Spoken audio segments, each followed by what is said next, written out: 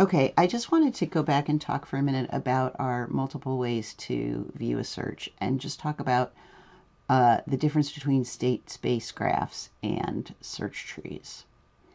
So, when we're talking about state space graphs, we're talking about um, an idea, a mathematical representation of how we do this search, right? So, we've got nodes that tell us about what is the state of the world, where are we?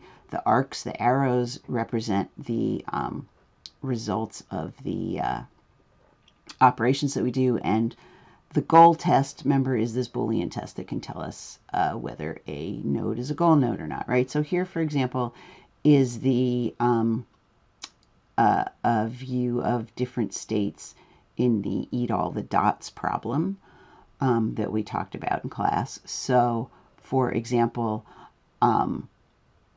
if this is our start state, right, then we can go to a couple of different states after that, right? So there's all sorts of options, and sometimes, like up here, we go back and forth between states, right? So if we're here and we go down, we end up there. If we're there and we go up, we end up there.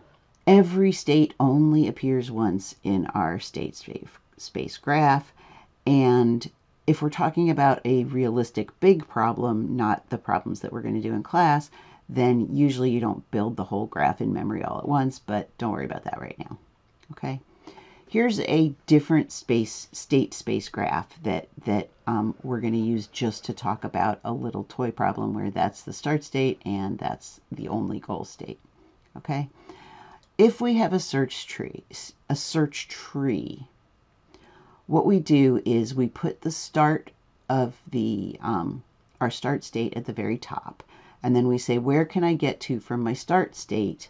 Well, if I go north, I can go that way. If I go east, I can go that way. Let's not worry about the 1.0s right now. And where can I go from each of these guys? And so on. So a search tree is what it says here. What if plan? What could we do? The start state is at the very top of it, but then we just go down, down, down, down, down.